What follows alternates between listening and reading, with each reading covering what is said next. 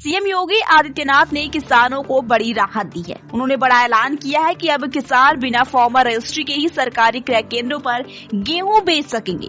जी हां, रजिस्ट्री की अनिवार्यता पूरी तरह से अब खत्म कर दी गई है। इससे किसान भाइयों को जो दिक्कतें आ रही थी फसल बेचने में, वो सब दूर हो जाएंगी। सभी जिलाधिकारियों को आदेश जारी कर दिए गए कि इसे तुरंत लागू करें। ऐसे में किसानों में खुशी की लहर है, और क्योंकि अब किसानों को कागज के चक्कर नहीं काटने होंगे, उन्हें सीधा लाभ मिलेंगे।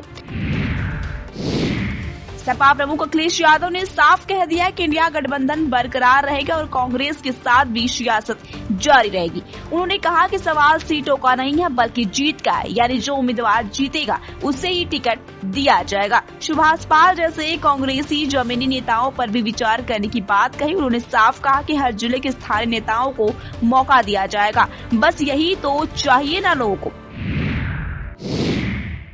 अब चलते हैं सुप्रीम कोर्ट की एक खबर पर, जहां सीजीआई ने जमकर भड़ास निकाली। दरअसल नेताजी सुभाष चंद्र बोस को नेशनल सन यानी कि राष्ट्रपुत्र घोषित करने की मांग को लेकर एक जनहित याचिका दायर हुई, और ये हुआ कि सीजीआई सूर्यकांत जी इतने में भड़क गए। उन्होंने बोला कि ये न्यायिक प्रक्रिया का दुरुपयोग है।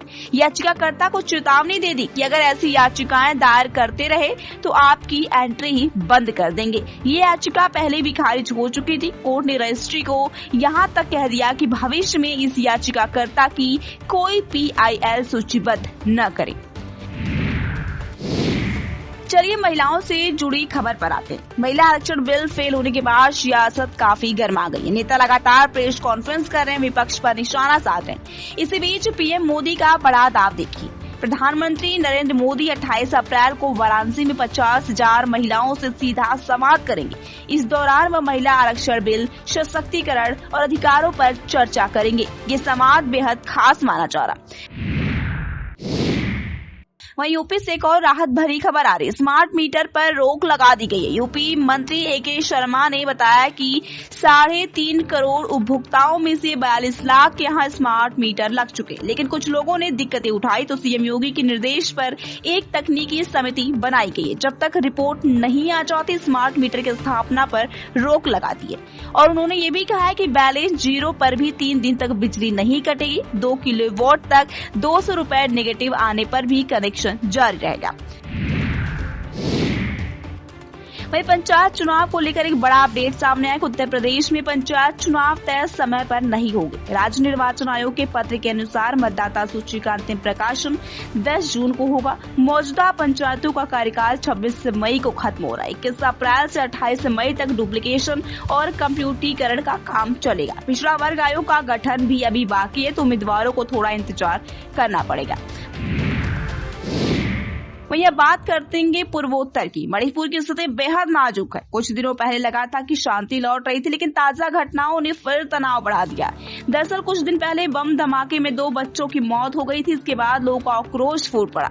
रविवार रात इम्फाल के कई हिस्सों में रैली निकाली गई। प्रदर्शनकारियों पर आंसू गैस की गोले छोड़े गए।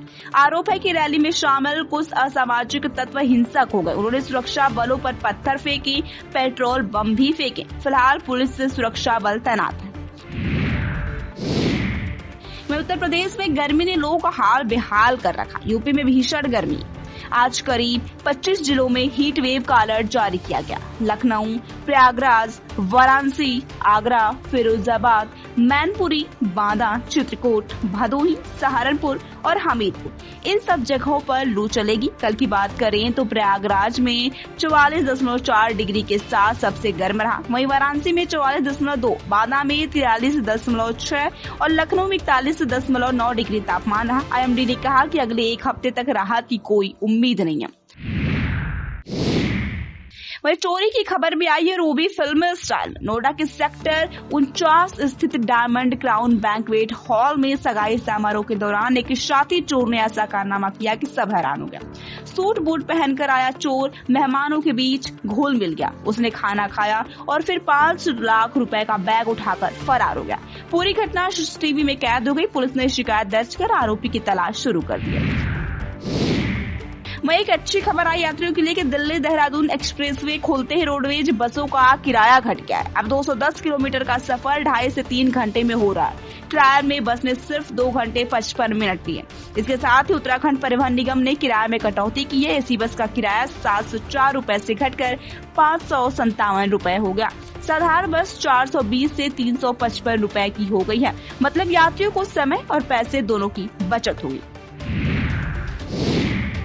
उत्तराखंड से खबर आ रही कि 3 महीने में वन्य जीवों के 117 हमले हुए और 20 लोगों की मौत हो चुकी है। जनवरी से मार्च 2026 के बीच ये आंकड़े हैं। अकेले बाघों ने 10 लोगों की जान ली है। गुलदार और हाथी के हमले भी बढ़े हैं। जंगलों से निकलकर जानवर आबादी में आ रहे हैं। वन विभाग जागरूकता अभियान चला रहा है, लेकिन लोगों को सतर्क रहने की सलाह दी गई है। अब अंतर्राष्ट्रीय खबरों पर भी नजर डाल लेते हैं। ईरानी महिला शमी माफी जो काफी खतरनाक निकली। अमेरिका ने लॉस एंजल्स एयरपोर्ट से उसको गिरफ्तार कर लिया। आरोप है कि इसने ईरान और सूडान के बीच 580 करोड़ रुपए के हथियारों के सौदे की दलाली की। इसमें मोहाजेर 6 ड्रोन और 55,000 बम फ्यूज शामिल है। ईरानी खुफिया एजेंसी उसे ब्लैकमेल कर रही थी और वह अमेरिकी कानूनों को तोड़ते हुए ये सौदे करवा रही थी। अब इस पर 20 साल की सजा सुनाई गई है। वहीं ईरान अमेरिका के बीच भी खटपट अभी भी जारी है। पाकिस्तान में 10 सूत्रीय प्रस्ताव पर बात बनी थी, लेकिन अमेरिका ने समझौता तोड़ दिया। ईरान ने पाकिस्तान के जरिए अमेरिका को 10 शर्तों वाला प्रस्ताव भेजा था। शर्तें साफ थी: हॉर्मुज पर ईरान का नियंत्रण, अमेरिकी सेना की वापसी, तमाम प्रतिबंध हटाए जाए, जमी हुई संपत्ति लौटाए जाए और युद्ध के नुकसान का मुआवजा दिया जाए। लेकिन ईरान का आरोप है कि अमेरिका ने बातचीत के दौरान ही हमले किए और समुद्री नाकेबंदी तोड़ दी। यकीन का दामन छूट गया। वही टेक इंडस्ट्री में बड़ा झटका लगा। मेटा यानी फेसबुक इंस्टाग्राम की पेरेंट कंपनी 20 मई से 16,000 कर्मचारियों की छटनी करेगी। पहले चरण में 8,000 लोगों की नौकरी जाएगी। मार्क जुकरबर्ग एआई पर $135 बिलियन खर्च करेंगे। इससे पहले 2022 से 2023 में 21,000 कर्मचारी निकाले जा चुके हैं। टेक इंडस्ट्री में अब तक 73,000 से अधिक लोग बेरोजगार हो चुके हैं। एआई अब नौकरियां खा रही है। हाल ही में एक स्टडी में चौंकाने वाला खुलासा हुआ है कि अगर आप दिन भर च्युइंगम खाते हैं तो पापा बनने में आपको दिक्कत आ सकती है। एक्सपर्ट के अनुसार च्युइंगम से माइक्रोप्लास्टिक शरीर में पहुंचते हैं जो हार्मोनल सिस्टम बिगाड़ देते हैं। 2025 की स्टडी में 55% पुरुषों के सैंपल में माइक्रोप्लास्टिक मिले। ये स्पर्म काउंट और क्वालिटी को कम कर देते हैं। टी बैग, प्लास्टिक कंटेनर और सिंथेटिक कपड़े भी खतरनाक हैं। कांच या सिरेमिक का इस्तेमाल करें। वहीं बॉलीवुड से एक बड़ी खबर आ रही कि दीपिका प्रेगनेंसी में भी ब्रेक नहीं लेंगी। जी हां, दीपिका पादुकोण और रणवीर सिंह के घर जल्द ही दूसरी संतान का जन्म होगा।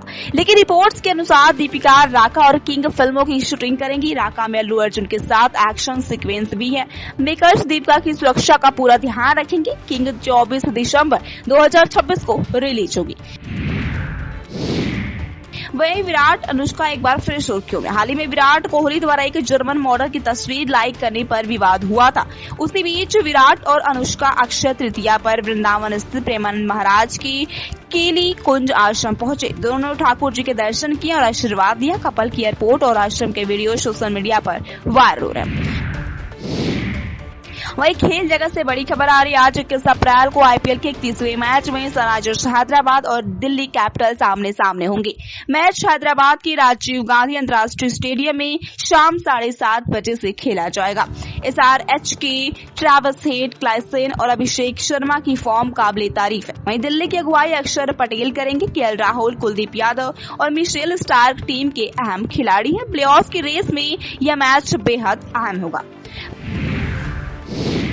वहीं अंत में आज की तारीख यानी कि 21 अप्रैल का दिन इतिहास में बहुत खास है। इसको जान लेते हैं। कहते हैं कि 753 ईसा पूर्व में आज ही के दिन रोम शहर की स्थापना हुई थी। 1526 में बाबर ने पानीपत की पहली लड़ाई जीतकर मुगल साम्राज्य की नींव रखी और 1926 में महारानी एलिजाबेथ द्वितीय का जन्म हुआ था। भारत में यह दिन सिविल सेवा दिवस के तौर पर भी मनाया जाता है। वाकई ये दिन काफी खास और अहम है।